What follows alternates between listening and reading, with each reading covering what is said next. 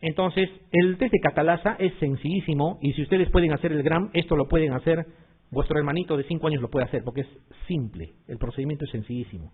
Fíjense lo que han hecho, hasta con lenguaje entendible dice trocitos, o sea, pedacitos, o la muestra de donde ustedes han aislado la bacteria, ¿ya? En el GRAM. ¿Qué le van a añadir? Agua oxigenada. Si hace burbujitas, es catalasa positivo. ¿Se entiende? Catalasa positivo. Entonces, ¿eso cuánto tiempo les puede llevar? Si 5 minutos dura el GRAM, eso será pues 30 segundos más, ¿no es cierto? ¿Ya? Catalasa positivo. ¿Y si es catalasa positivo, qué es? Estafilococo. ¿Ya? Estafilococo. Todavía no sé si es aureus o es las otras especies. Eso me da el test de coagulasa ya. Muy bien. ¿Y cuál era el siguiente paso cuando catalasa ya lo he utilizado? El siguiente paso era coagulasa, ¿no? ¿Sí? Si catalasa ya usé, me voy a coagulasa. Y coagulasa, cuando, o sea, ese nombre tan complejo que parece una situación un poco también, digamos, no fácil de desarrollarla, es simplemente esto. Ya, utilizarán el reactivo necesario y todo lo demás, pero miren, al final, ¿cuál de los dos creen que ha coagulado? Si yo tengo A y tengo B, la B, ¿no es cierto? Porque miren, si yo inclino y el nivel de la muestra va a cambiar, va a variar paralela a la superficie, obviamente aquí no ha coagulado, aquí sí. ¿Ya? Simplemente mirando cualquiera de estos dos, o sea, yo miro y digo, este sí, este no. Sencillo, ese es el test de coagulasa. Si es coagulasa positivo es Staphylococcus aureus. El único coagulasa positivo es Staphylococcus aureus. Los demás estafilococos son coagulasa negativos. Y principalmente el que encabeza la lista ahí es epidermidis. ¿Qué otra cosa hace epidermidis? Hace también endocarditis de válvula protésica, ¿no es cierto? ¿Ya? El principal agente etiológico de endocarditis de válvula protésica.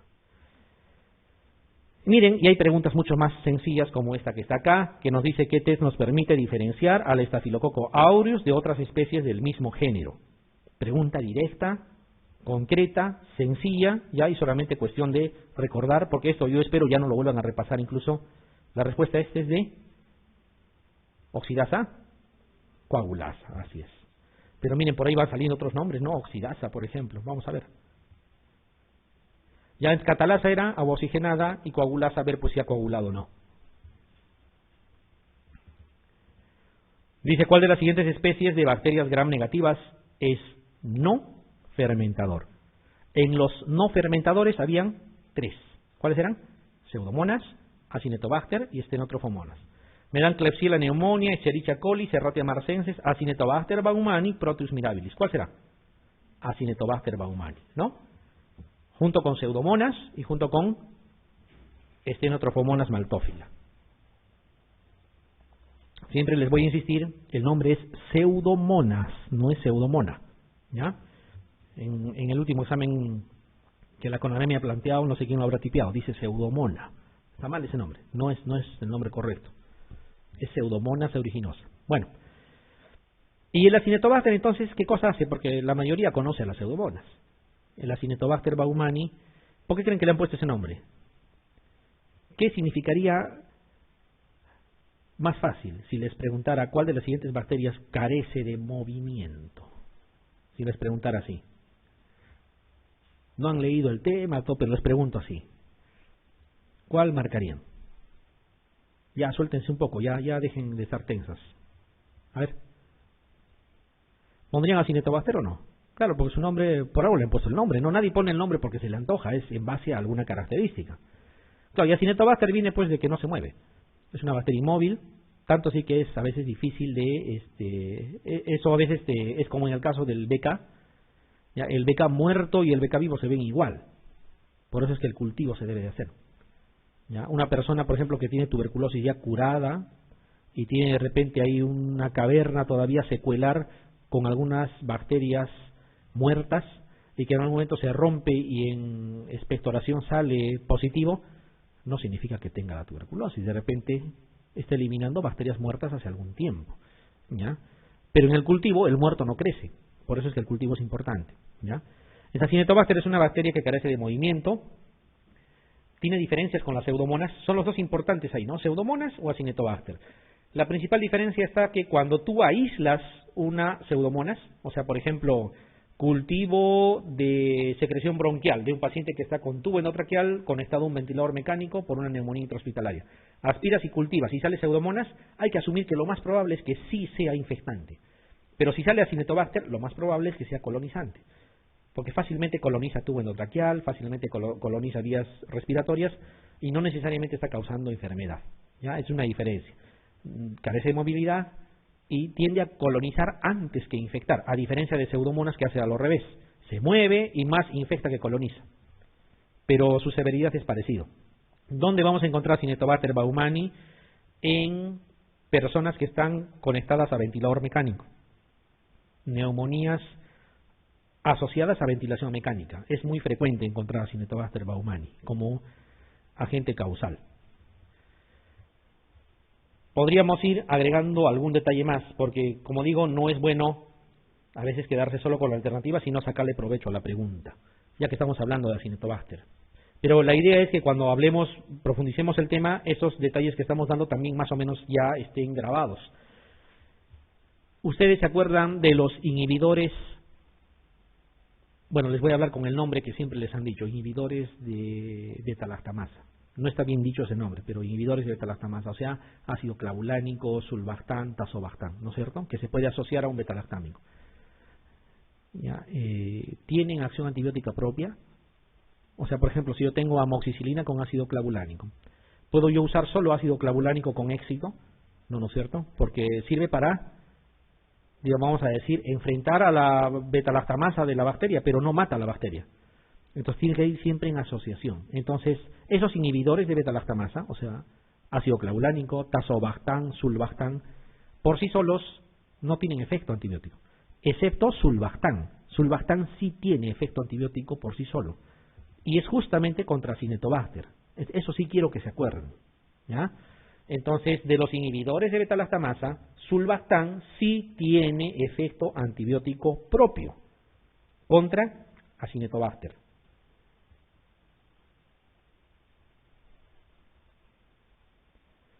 Clavulanato o ácido clavulánico no sirve. Tazobactam, que es el otro, tampoco sirve. Pero el sulbactam sí.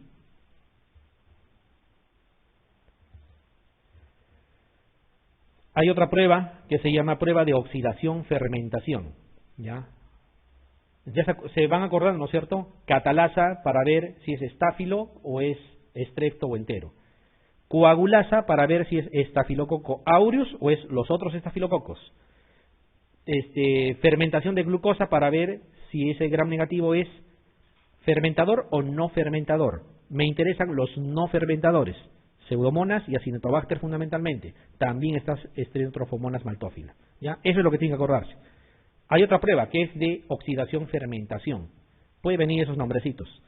¿Ya? Pero de todo lo complejo que puede ser, yo lo único que quiero que se acuerden es que las bacterias que respiran aire, aerobias, ¿ya? Oxidan, y las anaerobias fermentan. ¿Ya? Así como cuando estudiaban razonamiento verbal cuando iban a postular a la universidad y memorizaban mnemotecnias, así por favor grábenselo. Las aerobias oxidan y las anaerobias fermentan. ¿Ya? Entonces, ¿para qué sirve la prueba de oxidación-fermentación? ¿Qué se les ocurre? Para diferenciar si la bacteria es aerobia o anaerobia. ¿Ya? Para diferenciar entre aerobios y anaerobios. ¿Ya? Aerobios de anaerobios.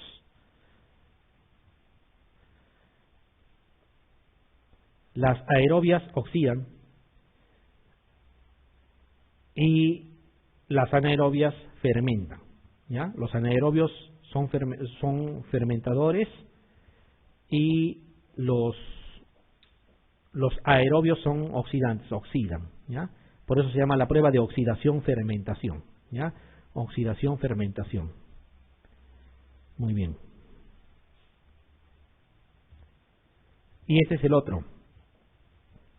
Reacción de oxidasa, es la prueba de oxidasa. No confundan con oxidación-fermentación. ¿Eh? Oxidación-fermentación es una prueba y esta es la prueba de oxidasa.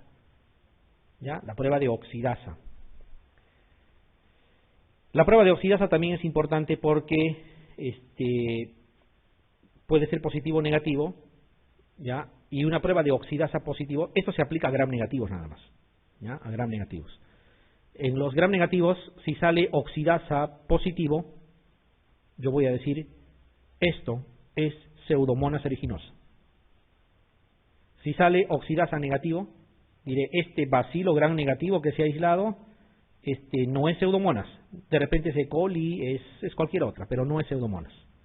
¿Y es importante eso? Por supuesto que sí, porque ustedes saben que la terapia para Pseudomonas es diferente. Hay cefalosporinas anti-Pseudomonas, hay fármacos en general antimicrobianos que se usan directamente contra Pseudomonas aeruginosa, porque si no está presente no es necesario usar, ¿no?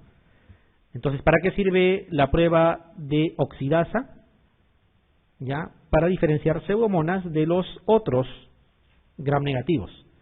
Y esto es lo que detecta la presencia de la enzima citocromo oxidasa. Fácil, ¿no? Prueba de oxidasa detecta al citocromo oxidasa, así se llama la enzima. Y esto está en Pseudomonas, aunque también está en Neisseria, por si acaso.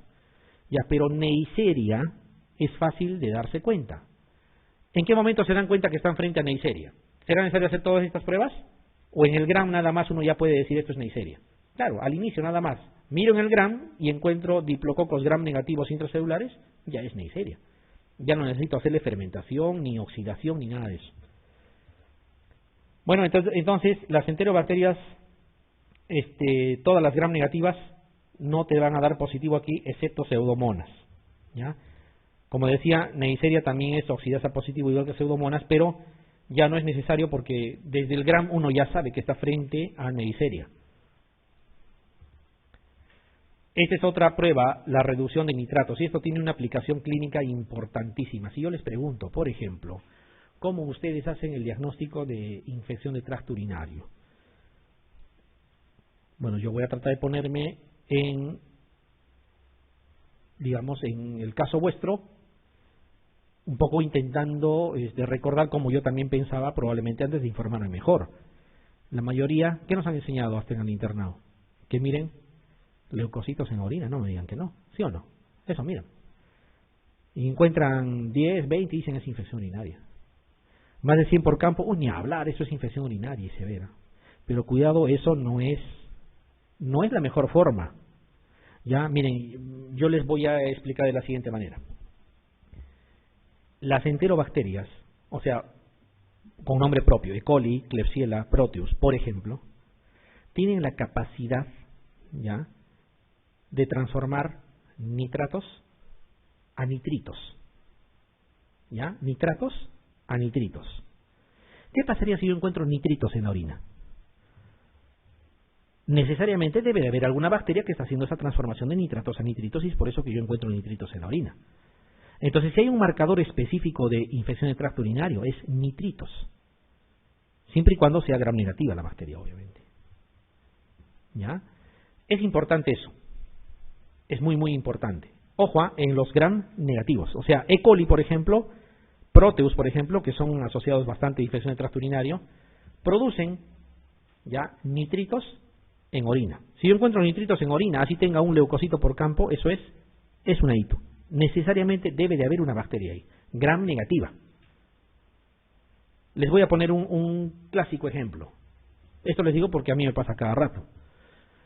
Les llaman a la unidad de cuidados intensivos para que ustedes planteen terapia.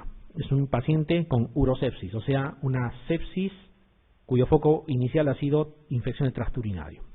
Tiene sonda vesical probablemente. Está haciendo sepsis severa. Y les dicen, vancomicina queremos que le agregues, porque hemos aislado un estafilococo aureus en orina. Para empezar, no es su lugar el estafilococo aureus. Y tú miras el cultivo, y en el cultivo sí dice estafilococo aureus, en el urocultivo. ¿Ya? En el urocultivo sí dice estafilococo aureus. Sin embargo, tú te vas al examen completo de orina y encuentras nitritos positivos. ¿Qué opinan? ¿Quiénes producían nitritos? Las enterobacterias gram negativas. Y eso es inconfundible. Si estaban nitritos desde el examen de orina, el causante del problema es un gram negativo. ¿Y cómo justifico la presencia de estafilococo aureus en la orina? Esa muestra se contaminó en laboratorio. Ya, pero si solamente voy a ver a leucocitos y aquí estafilococo, le doy vancomicina y vancomicina mata E. coli, por ejemplo, en absoluto. El paciente se termina muriendo y todavía decimos, y le hemos dado todo lo que teníamos. No, no le han dado todo lo que teníamos. Han interpretado mal el laboratorio. Ya, entonces no les digo que no les sirva a los leucocitos. Sí es un marcador que tiene su cierta sensibilidad, pero específico es nitritos, ¿ya? Si no, no me demoraría tanto en hablar de esto. La reducción de nitritos. Reducen nitratos a nitritos, enterobacterias fundamentalmente. Hay otras también, por si acaso. ¿Ya? Micobacterias, pero ¿qué tan común es una infección urinaria por tuberculosis en comparación con E. coli? ¿Ya? Entonces tienen que darle su aplicación. Hongos, también es posible, ¿ya? Y en el caso de pseudomonas, no cumple con esta regla porque lo que hace las pseudomonas es este nitrato no transformarlo a nitrito, sino a nitrógeno. Entonces no lo van a encontrar en orina. ¿Ya?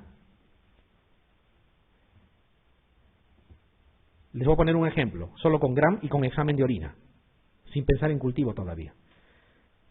El mismo caso del paciente con infección de tracto urinario. Le tomo un examen completo de orina. ¿Ya? Le hago Gram. Y en el Gram encuentro, porque es facilito, ¿no? 5 pasos o 4 pasos, 5 minutos, y en el Gram encuentro bacilos Gram negativos. ¿Está bien? ¿Podría ser E. coli? Sí, podría ser E. coli, bacilo Gram negativo. Y encuentro nitritos, que yo esperaría que estén presentes, negativo. ¿Qué podría pensar si miro esto? De repente sea pseudomonas. Claro, es Gram negativo, perfecto, y no tengo por qué esperar nitritos en orina. Pero si solamente voy a mirar leucocitos más de 100 por campo, ¿no creen que es muy gruesa esa forma de observar? O sea, no estaría pensando nada. Ya, entonces, esos son detalles que uno tiene que ir agregando a lo que conoce para que más o menos empiece a manejar de mejor manera. ¿Va quedando claro?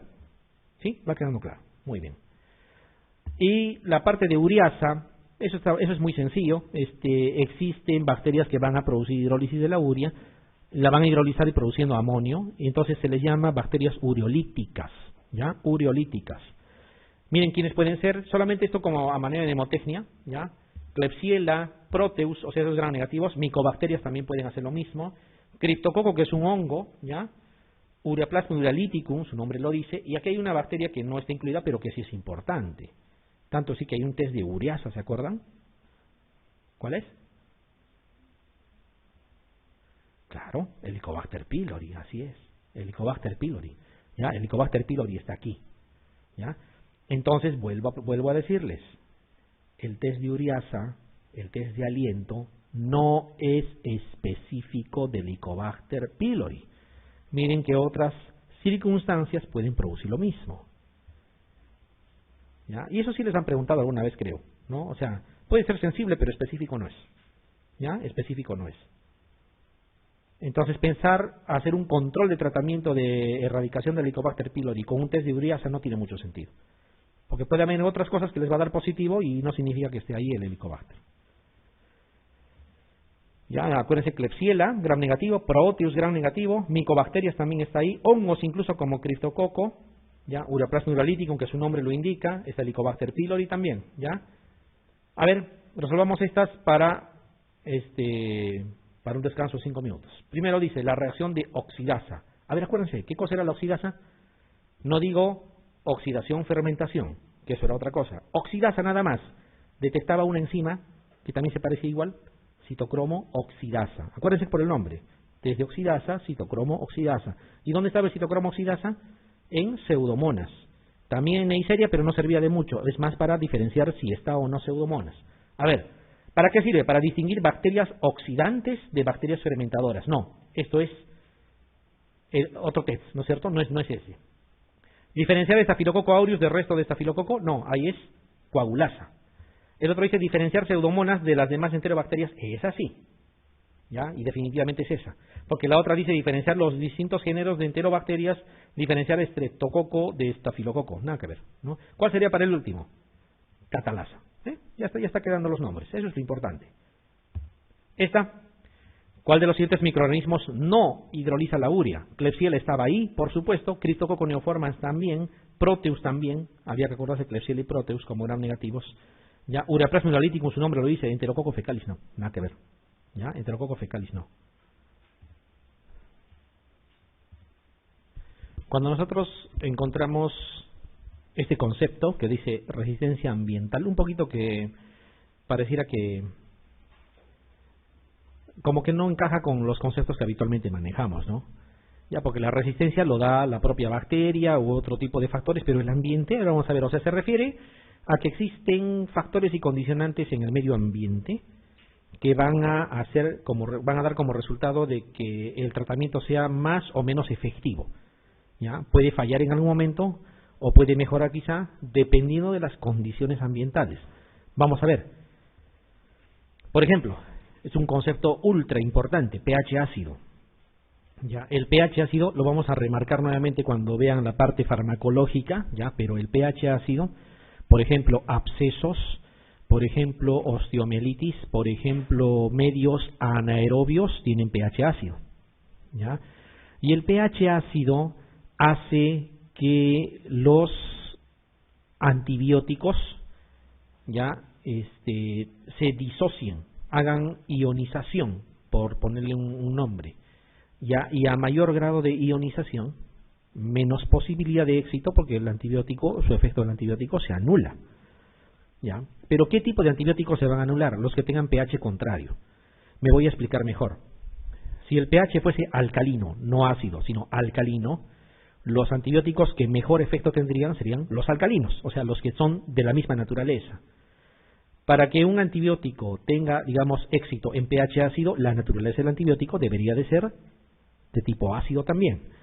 Entonces, cuando hablamos de pH ácido, los antibióticos que tengan naturaleza alcalina, por ejemplo, aminoglicósidos, ¿ya? No van a tener efecto.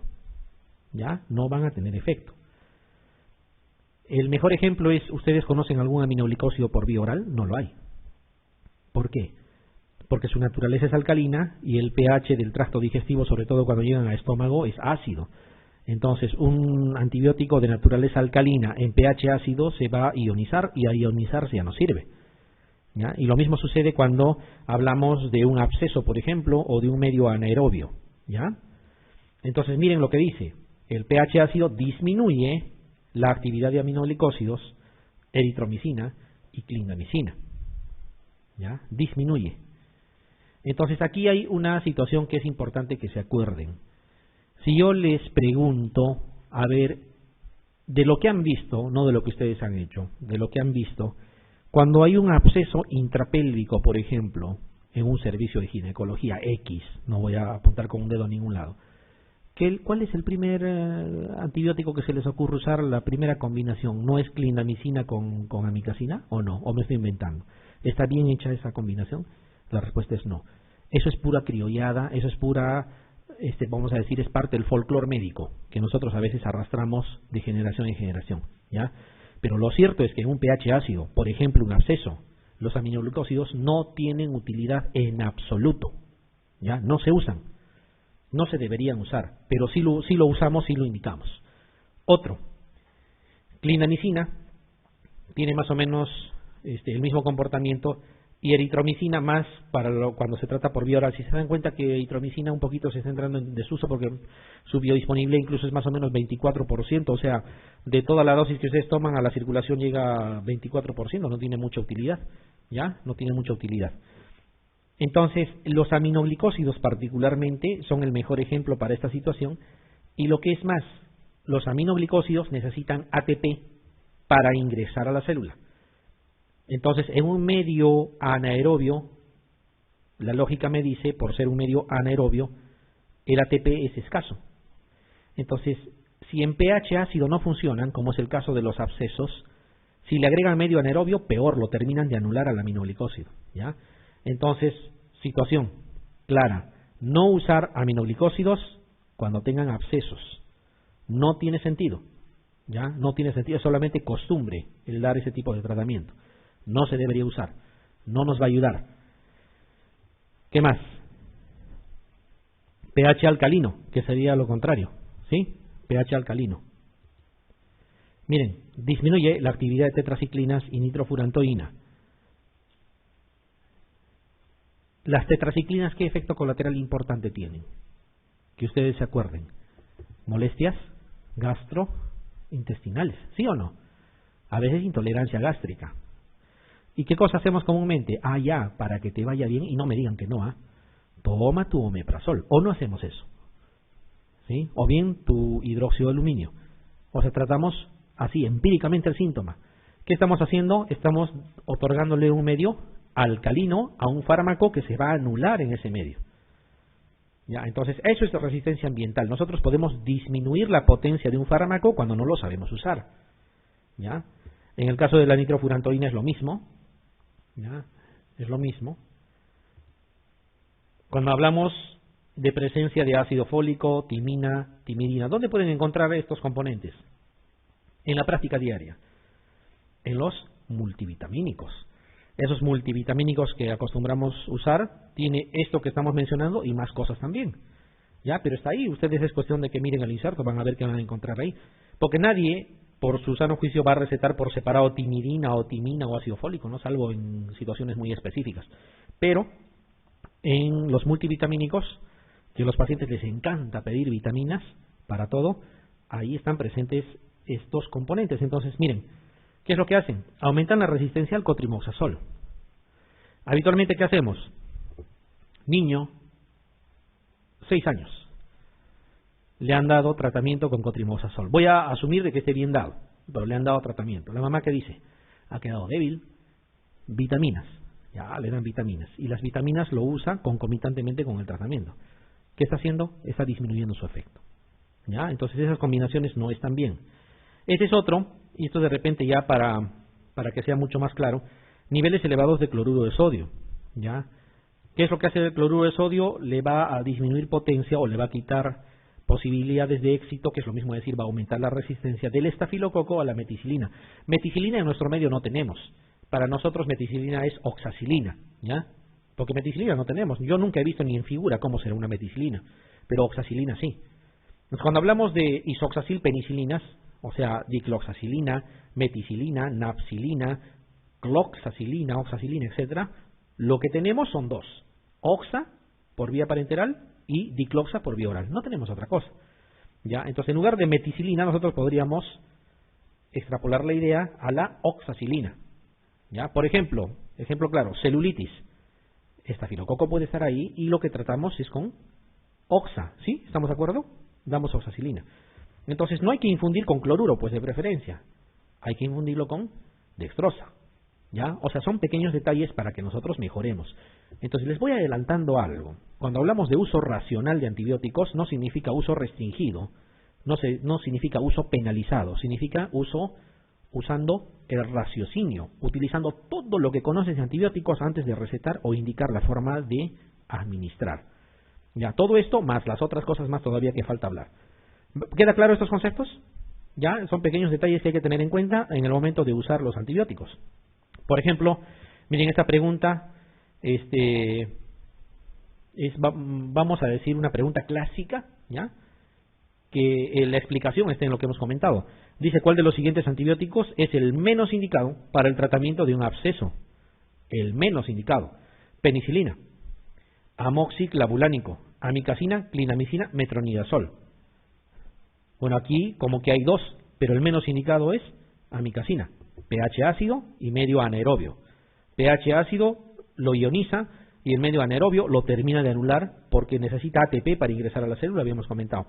Ya, sin embargo, los aminoglicósidos, llámese gentamicina o amicacina, son tradicionalmente usados en este tipo de infecciones. No se debería usar. Si yo estoy pensando en un absceso, ¿cuál es el tratamiento, doctores? Eso les han dicho desde que tienen uso de razón cuando empezaban a ser médicos. Debridación. Hay que drenar el absceso. Eso se tiene que hacer. Absceso donde encuentren, lo primero a la cabeza, debridación. El antibiótico es complementario. Incluso hay un dicho que seguro les han comentado, ¿no? Que absceso drenado es absceso curado. Es cierto. Ustedes drenan el absceso y se acabó. Ya, salvo que se vuelva a coleccionar. Entonces uno puede drenar y a eso agregarle terapia. Ya, y entre clindamicina y metronidazol, que ambos actúan contra anaerobios, de preferencia metronidazol, porque metronidazol es bactericida y clindamicina es bacteriostático. Ya, esa es una diferencia importantísima. Traten siempre de usar fármacos bactericidas. no fármacos bacteriostáticos.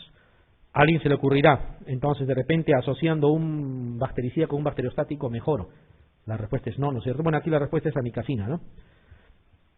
De una vez aprovechamos ese concepto. Como les digo, para mí es importante ir soltando más conceptos según vamos avanzando. ¿Qué opinan de asociar un bactericida con un bacteriostático? Muchas veces les han planteado esa pregunta. ¿Es lógico? Voy a ponerles un ejemplo. Cloranfenicol, ¿qué es? Bacteriostático. Ceftriaxona, ¿qué es? Bactericida. ¿Ya? ¿Está bien? Pero es bactericida en la fase replicativa. ¿Por qué creen? ¿Cuál es el mecanismo de acción de la ceftriaxona, de un betalactámico en general? Inhibición de la síntesis de pared. Síntesis de pared. ¿Y quiénes creen que están haciendo síntesis? ¿Qué tipo de bacterias?